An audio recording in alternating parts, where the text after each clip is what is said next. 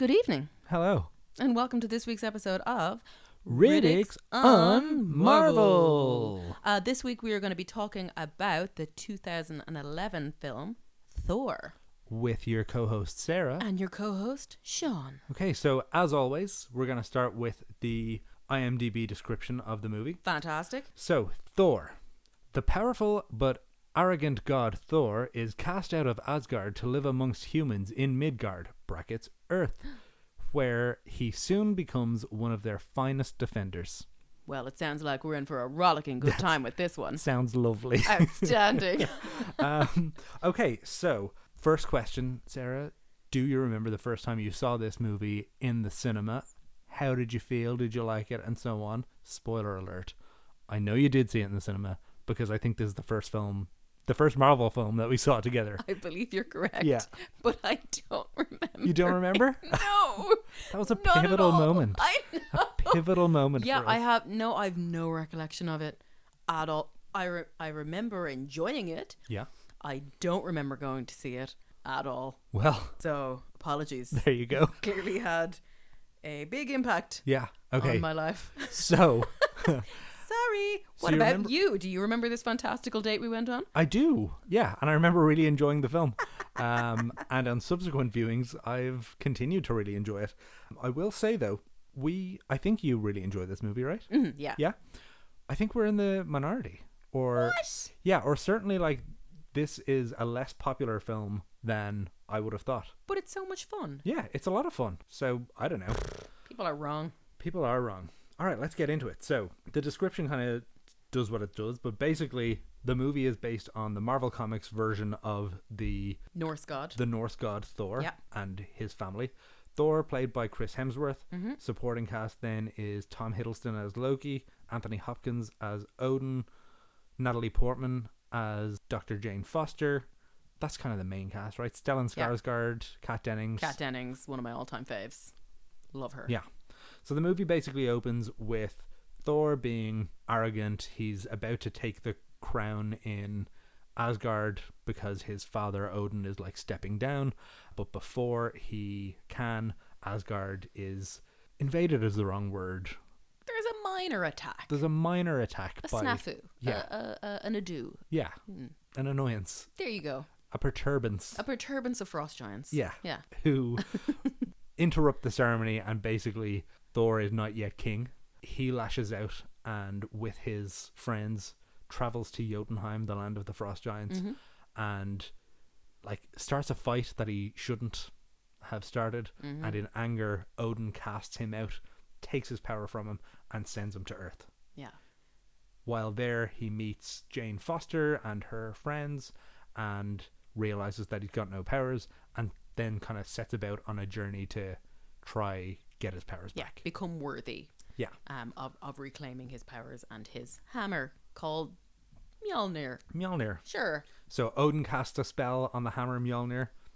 Whosoever holds this hammer, if he be worthy, shall possess the powers of Thor. I was going to try do it, and there was no way I was going to get it right. So well done. Yeah. Fantastic. I'd say I delivered that almost as well as Oscar Academy winner Award Anthony Hopkins. Yeah. It's like him and then slightly below him. Me. You've got the gravitas Yeah. right there, and the accent as well. Yeah. Perfect.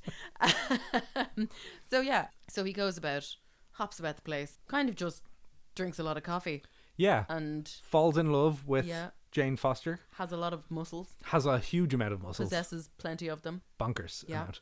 And then the villain of the piece is his adoptive brother Loki, who discovers throughout the course of the movie that he is actually originally a frost giant and was stolen Gasp. or adopted or something by Odin, and he always wanted the crown or the throne, and is jealous of Thor, so he's delighted that Thor has been cast out, and he goes about getting himself put on the throne. What a goose. What a silly And he's goose. so mean as well, because he goes around telling Thor, like, oh, father's dead, when he's not. He's not. He is in a coma.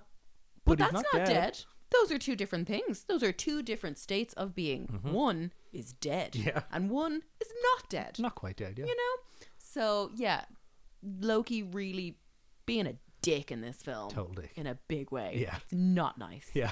and I don't approve of it. Yeah. Also, he looks stupid. But Tom Hiddleston is majestic. Fantastic. Like, unbelievable. Unbelievable performance from Tom Hiddleston. Yeah. Now, the cast is all great, but Tom Hiddleston kind of does stand out.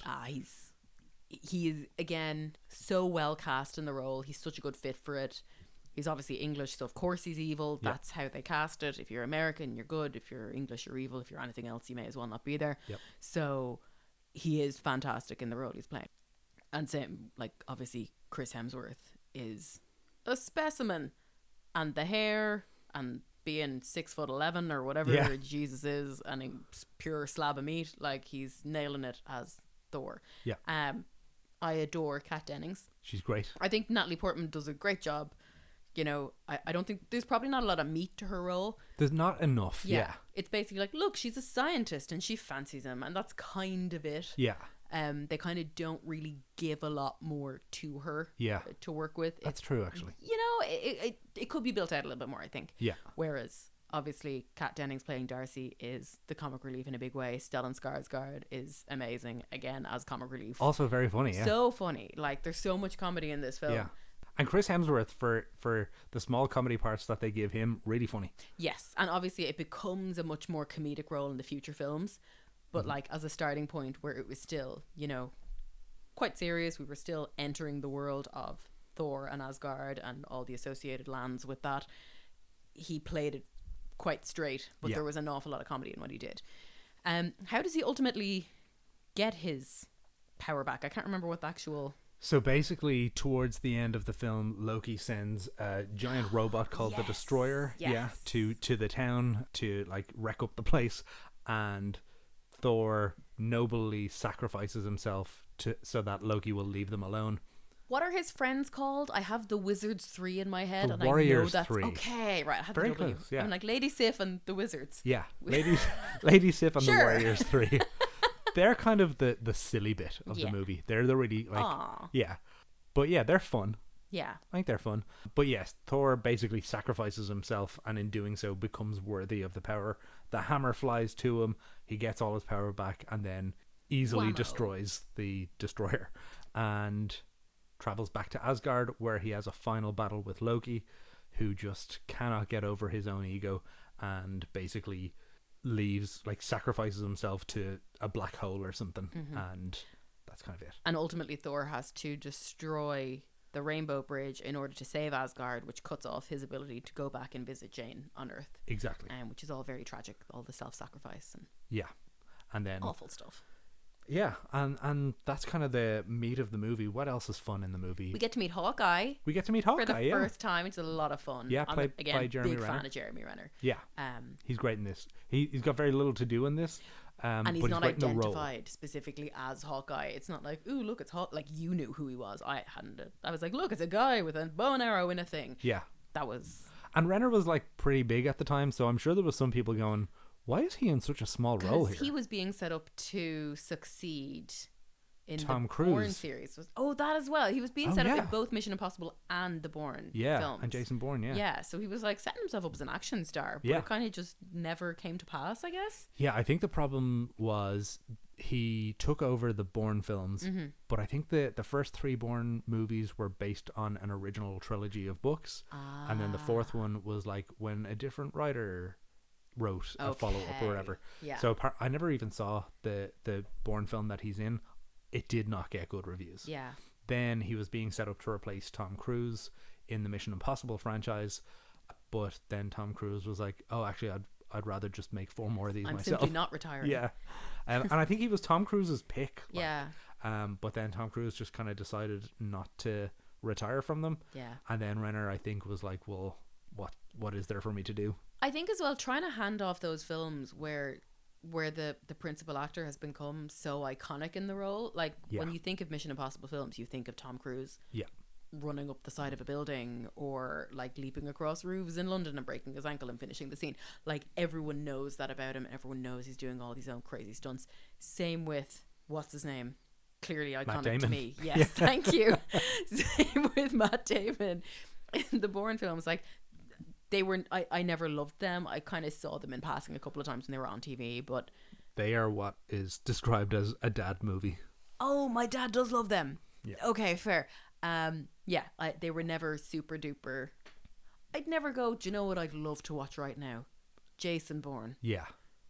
Doesn't really Yeah. cross my mind. And it didn't feel like a big franchise. It felt like the trilogy and then done.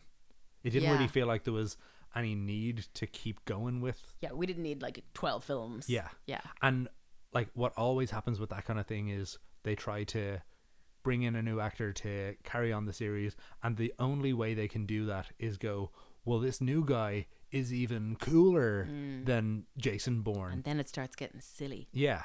Because people don't want that. They want to go like, no, Jason Bourne was the coolest. Yeah. Look, he can shoot darts from his shoes. Yeah. Like, okay. So all that to say, Jeremy Renner shows up unidentified as major Hawkeye. Major segue, like major pivot away. Jeremy Renner shows up in his little lift and doesn't shoot Thor ultimately. Yeah, he basically doesn't do anything. Yeah, he just has a watch. But it's just nice. Gets a really good view. Nice to see him. Yeah. Coulson is back. Yes. From Iron Man 1 and 2. Leading this hoopla. Yeah. Where they've set up a whole building around the hammer because it came from space. Nobody can lift it. It's all very dramatic. Yeah, nobody's worthy enough to lift the hammer, so it's just stuck there. Overall, like, I think this is a really good movie. It's a load of fun. Like, Hemsworth is great. There's lots of really good action scenes. The cast is great. You're right about Natalie Portman. She doesn't have a huge amount to do, but she is charming and she does well what she does. That's it. It's a criticism more of what was written for her. Yeah. Rather than anything she does. I think she does exactly what she can with the content she was given.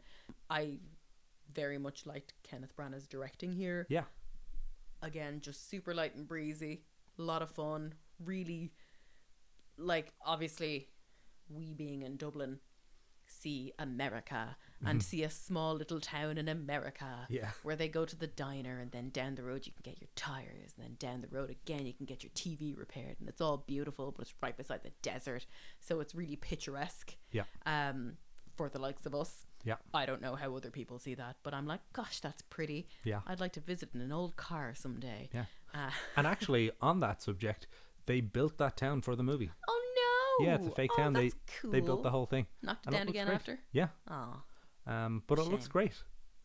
A great little, like, middle America type of a tiny town. Yeah, very cute. But yeah, I really enjoy it. Like, it's not, it's not particularly challenging, but again, that's not what I like about cinema. I don't necessarily want my brain to be stretched by a film. I like the little drawing he does of the tree of showing where all the different kingdoms are in the realms, the 9 realms. Yeah, the 9 realms. It's like, cool, this is astrophysics that I can get behind, and that's exactly what I want in a film. Yeah. So yeah, it's light, it's fluffy, it's a lot of fun. 7 out of 10. 7 out of 10? Yeah. Okay. Yeah, I think 7 out of 10 for me too. Yeah. Let's see what IMDb says. 7 out of 10. We're there. Correct. Okay, cool. Do you have a favorite bit of the movie? I need a horse. Yeah. Like, just wonderful. Yeah. Classic Hemsworth delivery. Yeah. What about a least favorite bit?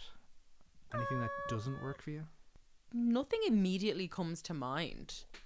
I don't have any bits that I put, like, obviously we know I had bits in Incredible Hulk. Yeah. And I had bits in Iron Man and probably had a bit in Iron Man 2. You didn't like Elon Musk in Iron Man 2? I did not. So, but no, I don't have anything where I go, oh God, in this film. So yeah, I don't have a low moment for it. What about yourself?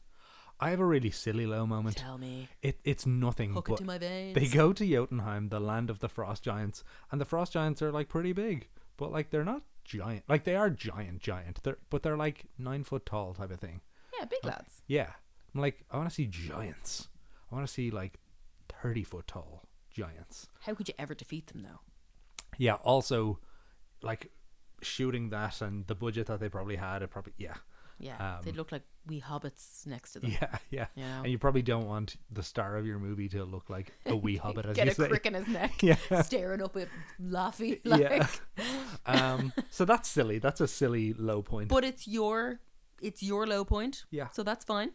My high point, there's a lot of high points in the movie, and like it's a lot of fun and all that kind of stuff, but I'm going to be really lame here.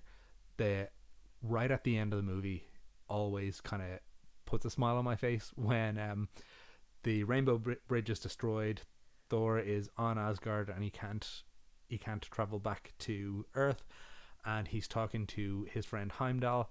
Heimdall has the power of sight. He can see anything in the universe. He just has to gaze upon it and he can see. And right at the end of the movie, Thor asks if he can see Jane, and Heimdall says yes, and he says, "What's she doing?" And Heimdall says, "She searches for you." And it's just lovely. You're a romantic. I am. You're a sap. Yeah, I know, it's real lame, but I think it's lovely. And Thor like has this just lovely smile when Heimdall says that. It's also such a departure from your favorite moment in Iron Man, which was explosions. Yeah. So you can see Trying to how balance much you've aged from 2008 to 2011. Yeah. Like, I grew up. No, you met me. That's what happened. Yeah. But yeah, absolutely great movie. I love it. I don't get why other people don't love it so much. Yeah, I don't really understand that. Like, it's clearly better than Incredible Hulk. It's clearly better than Iron Man 2. By a mile. It's better than a lot of other movies in the MCU. Yeah. So? Like, I definitely put it in probably top 10 of the overall MCU. Wow. Okay. I think so, anyway. Yeah. I wonder... I know there's, again... if we'll eventually get to a ranking. Yeah, like 38 films, including Spider-Man yet to come in summer. In July, yeah. But, like, yeah, I definitely put it up there. Yeah, it's a solid movie. Yeah. It's a solid 3-act movie. Do you know what? One other thing, if you want a bit of a better low point, and I think it kind of did have to be done, but in the first movie where you meet Thor, I always kind of thought, is that the best movie to take away his power? Would it not be, like, cooler to establish how powerful he is, and in a future movie challenge him by making him unworthy? So there's that. But at the same time, it does kind of allow a lot of character growth, because at the start of the movie he's really arrogant. Yeah, that's it. And by losing his power, he has to become worthy and noble. And it also gives you the chance to get to like the character. Yeah. Because I'm sure if I was watching the film and it was him being a dick all the way through, I'd be like, well, I don't want to see more of this. Yeah. You know? Yeah, if he was just like... this guy's just an asshole. Arrogant and super powerful for the whole thing. Yeah. Going around zapping people. Yeah. Like, you know, like, do I need 2 hours of this? Yeah, maybe not. Yeah. Did we... But I get you. Yeah. Did we talk about what his powers are? He's the god of thunder. Cool. So he controls thunder and lightning. Yeah. And... mostly lightning, if we're... Mostly lightning. Yeah. God of thunder. Here's some lightning. Yeah. Yeah. And his hammer is magic and allows him to fly. Of course. As all good hammers do. Yeah. And he like merely has to hold out his hand and the hammer will fly to him. Boomerang hammer. Boomerang hammer. Which is really cool. Yeah. Really cool weapon. Hammerang. Sorry. That's what they should call the next Thor movie if they make one. Thor Hammerang. Hammerang. So yeah, overall, I think we love this movie. And we're not wrong for it. No. I will not be told I'm wrong for this. There's much worse movies in the MCU than this. So much worse. There's better. But there's so much worse. There's so much I mean, No. Anyone who thinks this is not good, you're wrong. Yeah. You should feel bad about yourself. Yeah. Get a job, losers. Get a goddamn job. No, yeah, I think it's a very solid, like I said, 7 out of 10.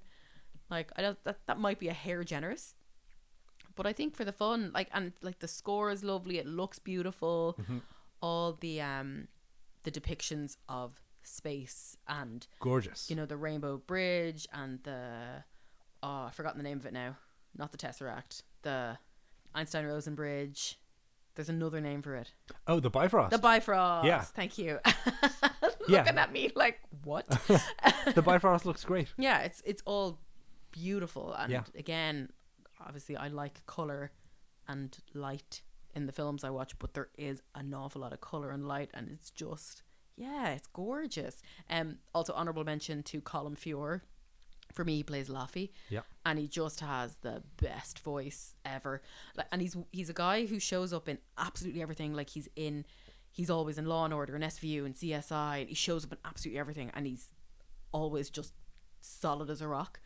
But in this is just his voice. He has such depth to it, and he carries so much gravitas. It's super enjoyable for me. Yeah. We probably didn't mention properly, Anthony Hopkins is unreal, and like the gravitas that he brings to Odin. Rene Russo is Thor's mother as well. Magic. She's great. And as well, there are people who show up later in these films and are these fantastic Oscar-winning performers, but you can nearly see that they're not comfortable, that they feel silly in the role that they're playing, and you can kind of see them nearly like winking into the camera of, God, I know this is beneath me, but it's a paycheck. Yeah. Whereas he really kind of sinks into it and inhabits it and doesn't come across at all like he thinks it's silly or like quote unquote just a superhero movie. Yeah. Like he treats it with the respect kind of most films deserve. I'm not gonna say all, but like most films deserve.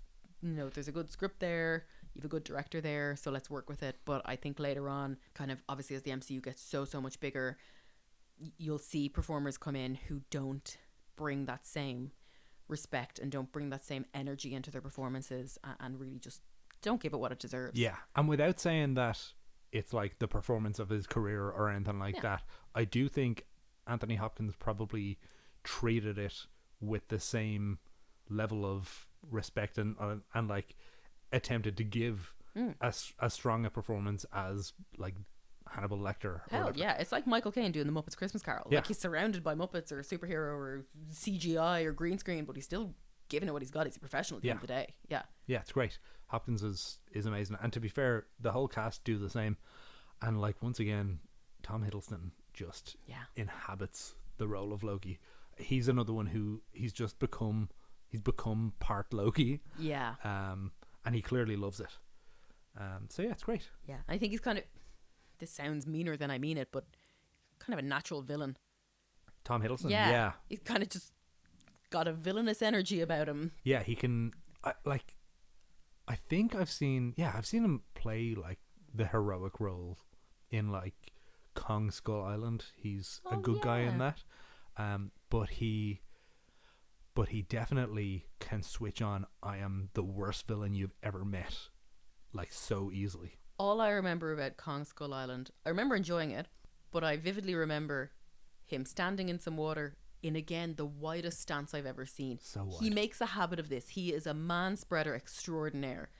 Like in any scene he's in, his legs are as far apart as they can possibly go without him doing the splits. Yeah, he's taking up space. It's like, it's admirable. Yeah. You know, I'd hate to sit next to him on a plane. Yeah.